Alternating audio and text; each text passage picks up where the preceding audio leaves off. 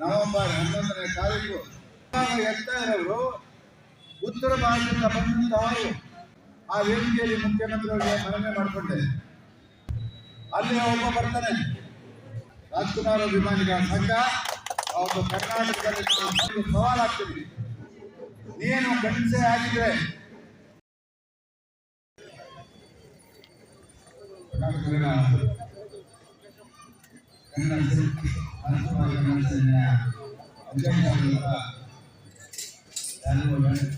ಮತ್ತು ಅವರೆಲ್ಲ ಗೆಳೆಯರೆ ಈ ಕಾರ್ಯಕ್ರಮಕ್ಕೆ ಆಗಮಿಸಿ ಈ ಒಂದು ಉದ್ಘಾಟನೆಯ ಚಾಲನೆಯನ್ನು ಕೊಟ್ಟಂತ ನಮ್ಮೆಲ್ಲ ನೆಚ್ಚಿನ ಗೆಳೆಯ ಮತ್ತು ಮಾಜಿ ನಗರಸಭಾ ಸದಸ್ಯರಾದಂಥ ರಮೇಶ್ ಅವರೇ ಹಾಗೂ ಎಲ್ಲ ಬಂಧುಗಳಿಗೆ 70ನೇ ಕರ್ನಾಟಕ ರಾಜ್ಯೋತ್ಸವದ ಶುಭಾಶಯಗಳನ್ನು ಹೇಳ್ತಾ ಅನೇಕ ವಿಚಾರಗಳನ್ನ ಈಗಾಗಲೇ ಪ್ರಸ್ತಾಪ ಮಾಡಿದ್ದಾರೆ. ರಾಜ್ಯೋತ್ಸವ ಅಂದ್ರೇನು, ಅದಕ್ಕೆ ಯಾರ್ಯಾರು ತ್ಯಾಗವನ್ನು ಮಾಡಿದ್ದಾರೆ, ಯಾರ್ಯಾರು ಹೋರಾಟವನ್ನು ಮಾಡಿದ್ದಾರೆ, ಎಲ್ಲ ವಿಚಾರಗಳನ್ನ ನಾನು ಅದನ್ನು ಪ್ರಸ್ತಾಪ ಮಾಡಿದೆ. ಇಲ್ಲಿ ಪ್ರಕಾಶ್ ನಗರಕ್ಕೆ ಬಂದಾಗ ನಾನು ಒಂದು ರೀತಿ ವಿಮಾನ ಶ್ರೀರಾಮಪುರ ಪ್ರಕಾಶ್ ನಗರ ಇಲ್ಲಿ ಬರೋದು. ಯಾಕೆ ಅಂತ ಹೇಳಿದ್ರೆ ಇಲ್ಲಿ ಕನ್ನಡಿಗರಿಗೆ ಆಗ್ತಾ ಇದ್ದಂಥ ಅನ್ಯಾಯ ಕಿರುಕುಳವನ್ನು ನಾವೆಲ್ಲ ಕಣ್ಣಾರೆ ನೋಡಿದ್ವಿ. ಬಹುಶಃ ಎಲ್ರಿಗೂ ಗೊತ್ತಿದೆ, 1991 ಇವತ್ತು ನವೆಂಬರ್ 2ನೇ ತಾರೀಕು ಆಚರಣೆ ಮಾಡ್ತಿದ್ವಿ. 1991 ನವೆಂಬರ್ 11ನೇ ತಾರೀಕು ನಾವ್ಯಾರೂ ಕನ್ನಡಿಗರು ಮರೆಯುವಂಥ ದಿನ ಅಲ್ಲ. ಈ ಭಾಗದಲ್ಲಿ ರಮೇಶ್ವರ ಈ ಪ್ರಕಾಶ್ ನಗರ ಭಾಗದಲ್ಲಿ ಮತ್ತು ನಮ್ಮ ಕುರುಬರಳ್ಳಿ ಈ ಎರಡು ಜಾಗದಲ್ಲಿ ಸುಮಾರು 26 ಜನ ಕನ್ನಡಿಗರು ಕಾವೇರಿಗಾಗಿ ಕಾಣುತ್ತಾರೆ. 26 ಜನ ಕೂಡ ಕನ್ನಡಿಗರು. ಆ ಸಂದರ್ಭದಲ್ಲಿ ಇಲ್ಲಿ ನಡೆದಂಥ ಘಟನೆಗಳನ್ನು ಒಂದೊಂದನ್ನ ಹೇಳಕ್ ಹೋದ್ರೆ ರೋಮಾಂಚನ ಆಗುತ್ತೆ.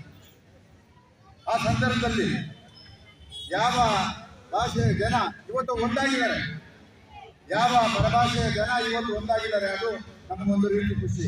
ಅದು ಯಾರಿಂದ ಆದರೂ ಹೇಗಾದ್ರು ರಾಜ್ಕುಮಾರ್ ಅಭಿಮಾನಿಗಳ ಸಂಘ ಅವತ್ತು ಕರ್ನಾಟಕದಲ್ಲಿ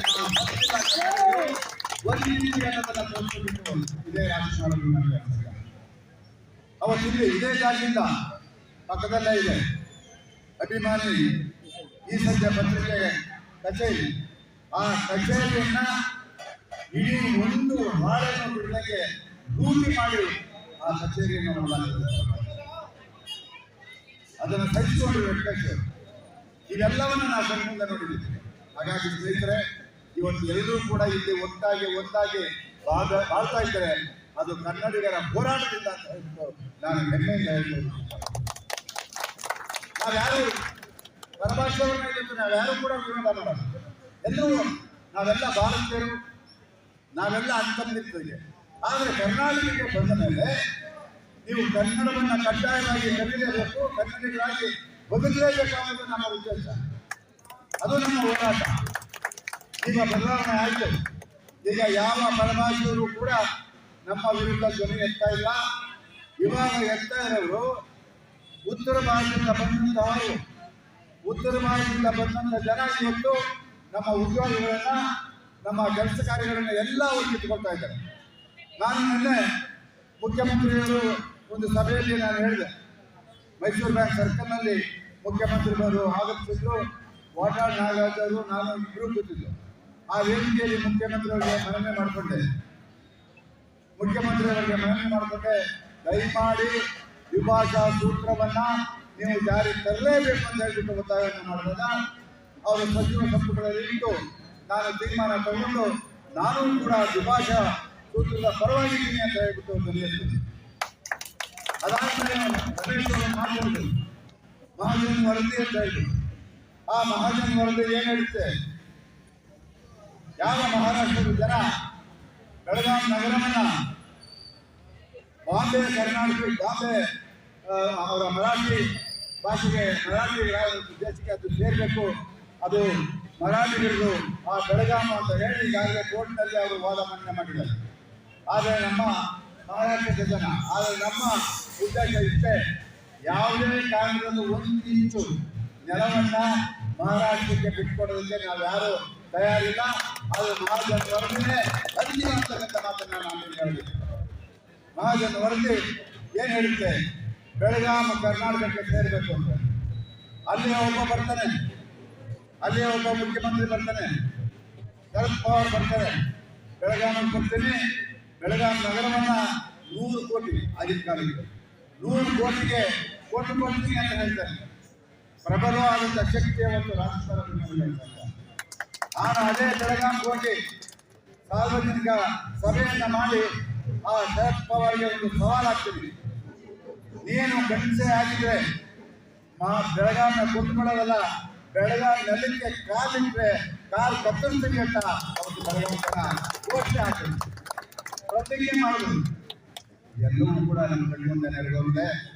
ಏನೇ ಆಗಲಿ ದಯಮಾಡಿ ನಾವು ಕರ್ನಾಟಕದ ರಾಜ್ಕುಮಾರ್ ಅಭಿಮಾನಿಗಳ ಸಂಘ ಯಾವತ್ತೂ ನವೆಂಬರ್ಗೋಸ್ಕರ ಇಲ್ಲ ಸರ್.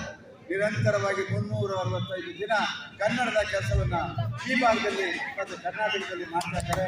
ನಿಜವಾಗಿ ನನಗೆ ಹೆಮ್ಮೆ ಆಗ್ತದೆ.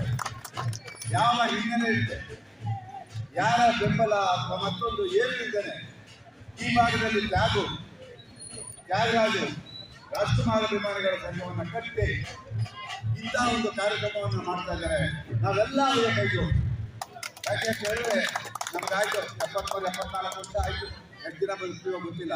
ಆದರೆ ಮುಂದಿನ ಜನಾಂಗಕ್ಕೆ ನಾವು ಒಂದು ಶಕ್ತಿಯನ್ನು ತುಂಬಿಬಿಟ್ಟು ನಾನು ರಮೇಶ್ ಆ ಕೆಲಸ ನಾವು ಮಾಡಬೇಕಾಗಿದೆ.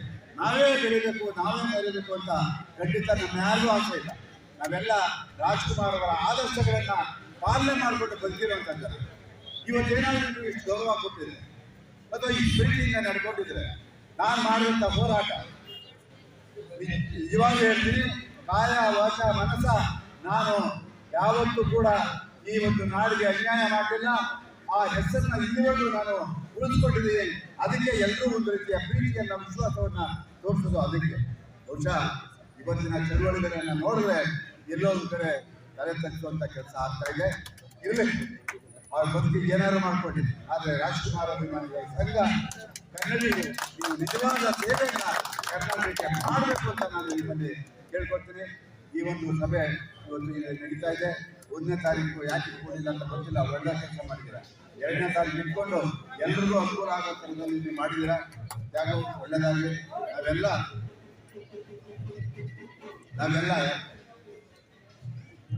ನಾವು ಅದೊಂದು ಒತ್ತಾಯ ಮಾಡ್ತಾ ಇದ್ದೀವಿ. ರಾಜ್ಕುಮಾರ್ ಅವರಿಗೆ ಮರಣೋತ್ತರ ಭಾರತ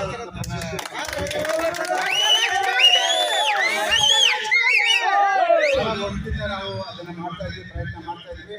ಇವತ್ತಲ್ಲ ನಾಳೆ ಅವರಿಗೆ ಸಿಗಲೇಬೇಕು, ಸಿಗುತ್ತೆ. ಆ ಭಾವನೆಯನ್ನ ನಾವು ಇಟ್ಕೊಳ್ಳೋಣ. ಯಾಕೆ ಹೇಳಿದ್ರೆ ಕೇಂದ್ರ ಸರ್ಕಾರ ಇತ್ತು, ಬಿಜೆಪಿ ಸರ್ಕಾರ ಇದೆ.